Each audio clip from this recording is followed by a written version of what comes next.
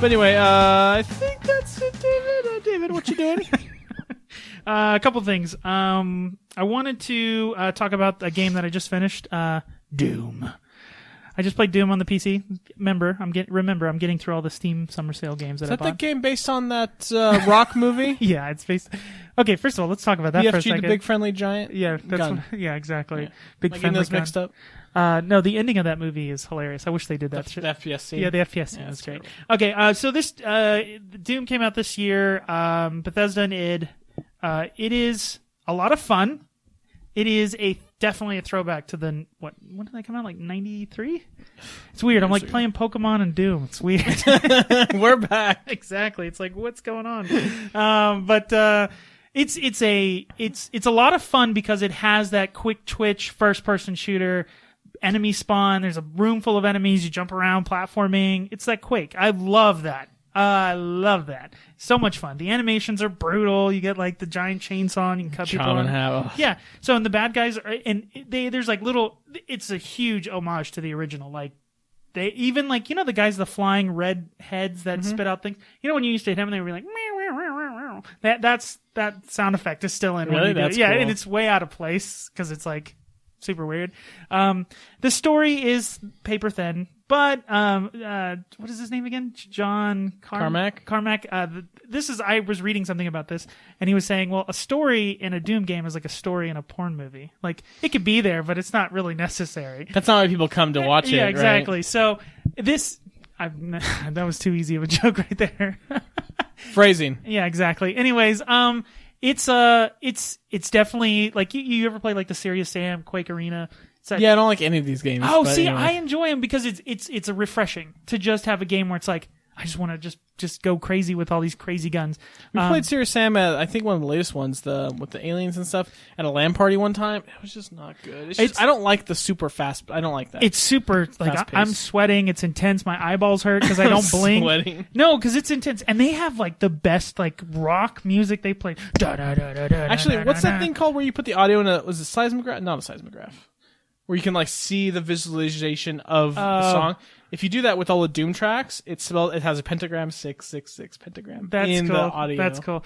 But it's I like when you get the game like immediately drops you in. You're the Space Marine, the Doom Slayer, and you're on Mars. And of course, they opened up a portal to Hell, and they're using the Argent energy from Hell because like Hell has really good energy. So they're utilizing that to power, like, it gives them like crazy, high levels of power. But of course, someone becomes a zealot and wants to help the demonic demons come into Mars and release them. And of course, they open up a portal and you're trying to shut it down. And the characters actually are pretty cool. Like there's like an AI who's kind of telling you what's going on in the game. But the game boils down to walk into a room, doors shut, over thing tells you there's demonic presence. You have to clear it before we'll open up before the override can be switched on or whatever. Kill all the things. Doors go down. You go pick up a key. Go into another. Rinse and repeat. But I will say there's a couple boss fights that are so awesome. Also, they bring back the classic. They bring up like big demon like towering. Oh my god! And you get awesome guns, super shotgun. You get the BFG later on in the game. You get all of the stuff, and it's definitely a romp down, like, it feels like a classic game. I haven't played any of the multiplayer. I've heard bad things about the multiplayer because I think it's trying to be, the Call of Duty style with perks and things like that, and that's not what Doom ever was. Yeah. But they do also have a Snap, I think it's called Snap Map, where you can, like, create maps and stuff like that, so people have started to do, like, the Forge stuff with Halo, so I'm definitely going to check that out. Cool. Like, stuff that's not Doom, like racing and stuff like that. Yeah, ridiculous stuff. Yeah, cool stuff like that. But I would recommend it because if you like that type of game, it's cool to have a throwback to that, where it's just, like, running around and killing a whole bunch of stuff, and it's just, the animations are great. Music, rock music. It's super, like, smooth. Like, the platforming is really smooth. It's so fast. How's it look on PC? Fantastic. Oh yeah, I bet. Looks great. Probably one of the best looking games. Like the demons, all of the characters, they look great, and they use like the imps and stuff from the original one, and Remnants or something. Yeah, and like the dog looking thing they're creepy. Some of the boss battles are like, holy crap! Like this is gonna thanks for the nightmare. Like that's gonna attack me. I never played Doom growing up. My first game like that was Quake. Yeah, but you told me they're making there was a mod for Doom that you played as a kid. Chex Quest. Did anybody play Chex Quest? Email us or leave a comment if you played Chex Quest. Chex Quest was amazing. You got a little CD-ROM in Chex the cereal. Yeah, in the cereal. Okay. And it was a Doom clone. Yeah. And you had the Scorcher, which is the gun, the Super Scorcher, and you're fighting the like green goo guys and stuff. Yeah. It's amazing.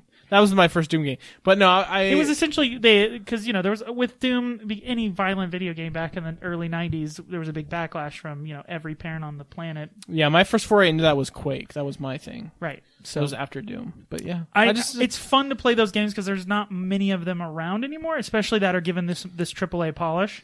Yeah, you have like Unreal Tournament and stuff, but that's not nearly as big as like. Well, just the amount of polish and how clean and how good this game looks. But the story's actually, they leave it on a cliffhanger, which is cool. So I hope it made its money, to make a second one. Definitely did, yeah. You think so? It's that successful? Because I bought it on the Steam sale and it was pretty cheap. But then it was like $30. It was worth it. And it's long. It's like a 9-hour campaign. And I'm not really a multiplayer guy, so I thought it was fun enough. It was almost outstaying its welcome. If it went a little bit longer, I was like, okay, how many how many demons are in hell? God, I've killed all of them. But it's fun. It's a good game. I like it. And if you're a Doom fan, you got to play it. That's really what it comes down to.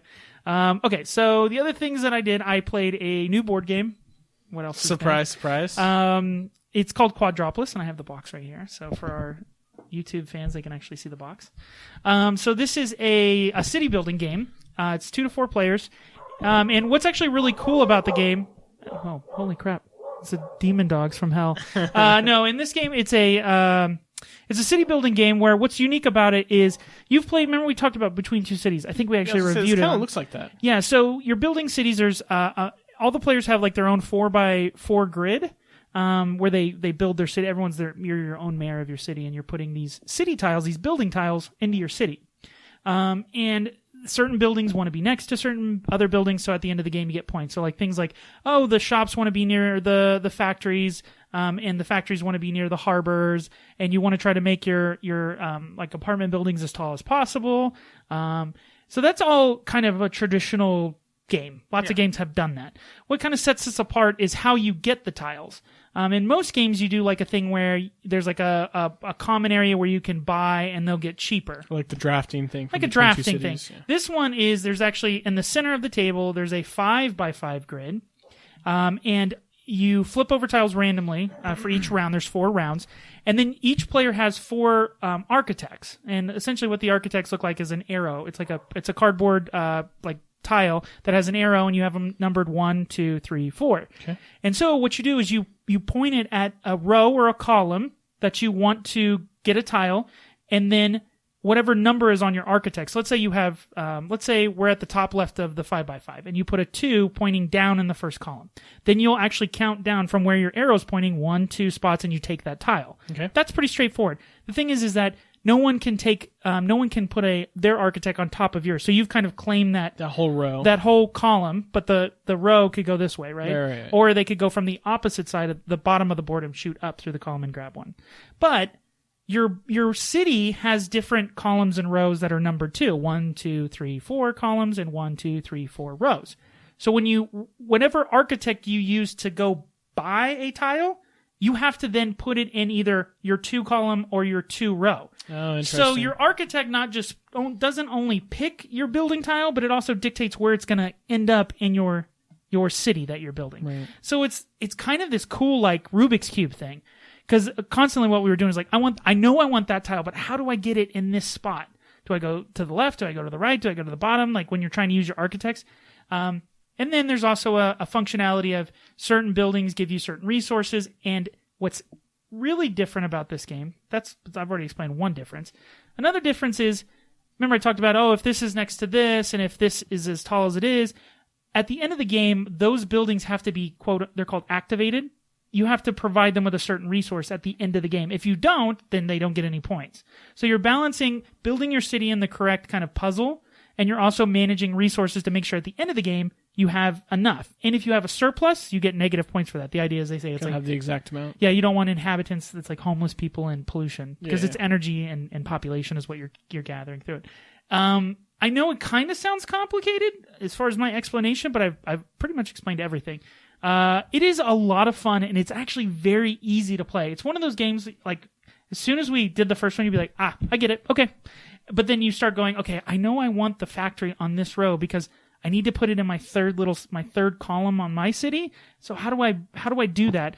And there's a chance that like you could end up with like one of your architects can't grab a tile. Because you go around and around, you place one of your architects and another person places their architect on this 5x5 main center board. Mm-hmm. You can kind of screw people over. Because let's say you're after me and I see all you have left is a 1. And there's no more city tiles that are around the border, which is the only way you would get a 1. Maybe there's only 1 left, and I take it so that I know you can't get a tile as your last turn. So there's a little bit of take that, but it's I love city building games because, and in almost any kind of game where you're building something, is even when you lose, even if you lose, you accomplish something. Yeah, you look down and you're like, my city's the best. I know it's not the most points, but it's the coolest. Like everybody, it's huge. It's a beautiful city. It's got the tallest towers. No, just kidding. It's gonna be great. No, it's really cool. It's made by the same people. Days of Wonder. They make 5 Tribes. They make Ticket to Ride. They make a bunch of different games. Memoir 44. Yep. So the components are through the roof. Fantastic components. They have a classic version, which is the version I've played, and then they also have an expert version, which I'm going to play with Alyssa. We were playing with my dad and my stepmom, and they loved it. Like they're board gamers, quote unquote. Like they like board games now. But I'm always like, I don't want to push it. Like I don't want to. Yeah, we're not going to play Battlestar Galactica. Right. But this one, you're a Cylon, Dad. Well, I try to have a window of like, if it takes me more than 20 minutes to explain it, I probably don't want to play it. Yeah. But I asked them, I was like, what did you guys like about this game? And they were like, it's so easy to learn. Like it took you 10 minutes to explain it, and we played the first round and we were like, got it. Now, of course, knowing the scoring at the end of the game kind of matters, so I try to pinpoint that. But really cool artwork, really cool design, real simple and streamlined, but it has that strategy punch. Mm-hmm. Really good. I recommend everybody. Yeah. It's a cool game. Plus, it's city building. Again, I think those are always the best kind of games you can introduce to people because even if they ultimately lose, they have something that they can look at. It's not like a war game where they're getting pummeled or all right. At the end of the game, you don't have an army. That's how you lose. It's not like a player elimination type of game. So that's Quadropolis. So I played that. The last thing I want to talk about for Whatcha Doing, and it'll curtail into our review of the week, is I started watching some of the original series of Star Trek. And like 60s really. Yeah, like the Shatner. I watched the pilot, which doesn't have Will Shatner as really Jim Kirk. Yeah, no, he's not the captain. It's actually what's funny, in the new Star Trek movies. I forget his name, Pike, Captain Pike, who's the guy that's kind of like the mentor to that's the character that is in the pilot. Oh, it's Pike? Yeah, it's Pike. Oh. So there's some So anyways, I went back and watched probably about 6 episodes of the original series. I've seen all of the original series when I was like a little kid. And I was watching it because it was like science fiction. The show is actually really good. Like it's actually like for the 60s, it's a 60s TV show. So it's going to be corny. Right. And like the special effects don't look great, but it's from the 60s. Like I will just say a couple things. This show is like very sexist. Like it's definitely made in the 60s. And it's definitely a product of its time. It was a big deal for Uhura and stuff to be on there, right? Yeah, of course. Well, there was a big kiss and all that stuff. that and like Zulu or Sulu. That was the whole thing with Roddenberry was this idea that like tearing down like walls of like what separates us because like we don't fight about that anymore because we got everything we need. But it's also there is a tremendous in the pilot. The yeoman comes up who's like essentially like think of like a squire for somebody in like Game of Thrones, kind of their assistant. The yeoman comes up for the Captain Pike and he gets all mad at her. He's like, "I told you, like I don't like women on the bridge." Jesus. And then number 1 in this show, there's a female officer who's not his number 1, not Spock, and she's like, "I'm," and he's like, "Oh, you're different," which essentially means like you're not as attractive. It's just like. What? Wow. It's just very striking because and there's also a couple things in the show where it's like every female bad guy, like who's like an alien bad guy, they like use their good looks to like lure the men into traps. Of course. Oh my God. It is still fun to watch because of kind of seeing. It's crazy. Star Trek's 50 years old. It's crazy to think that like that's a long time and like. Leonard Nimoy is fantastic as Spock. The guy who plays Bones is great. I can't remember his name now. I looked up all this stuff. I just can't. It's on the tip of my tongue. But it's a fun show to watch, especially because it's like this was television in the 60s. And what's interesting is I guess the original pilot, they were like, no. Didn't get signed. Acting and stuff? No, they didn't sign it. It was just like, so they made, I think the person who was helping Roddenberry pitch it to somebody was a friend of his and said, hey, give him a second chance. Let him do another one. And then that's when they had Shatner on, and then it got signed. And then, of course, the rest is history. But it's just funny. Like, I didn't know that. And I'm thinking like the first of the new Kelvin timeline movies. Yeah. Had Pike as the original Enterprise captain and Kirk. No, that's why. Like, I didn't know that. Right, and I don't remember that, and I was like, oh man, I wish I knew that. Like that's what's cool. And this just shows you should be a fan of like this stuff. Like, I'm just not a Trekkie, I'm a Star Wars guy. Sorry. But it's also cool because the show. The show obviously, with the Next Generation and the original series and all of them, they tackle different things, right? They tackle like you said, they broke cultural barriers, right? And they always ask difficult questions, like, hey, does the needs of the many outweigh the few? Like, does what is our place in the universe? Like, it's and they've done that marvelously, and that's what makes a show more philosophical than like Star Wars or whatever. So. They're not answering big questions with Star Wars. I mean, not like they do in not like with Star Trek. But Snoke. I would say people go back and watch it because it is cool to kind of see the evolution of where it all started. Like, it's always fun to see something that's been around for so long and has become so pop culture, mainstream, to be like, this is where it started. Like, that's pretty cool. But definitely a product of the 1960s.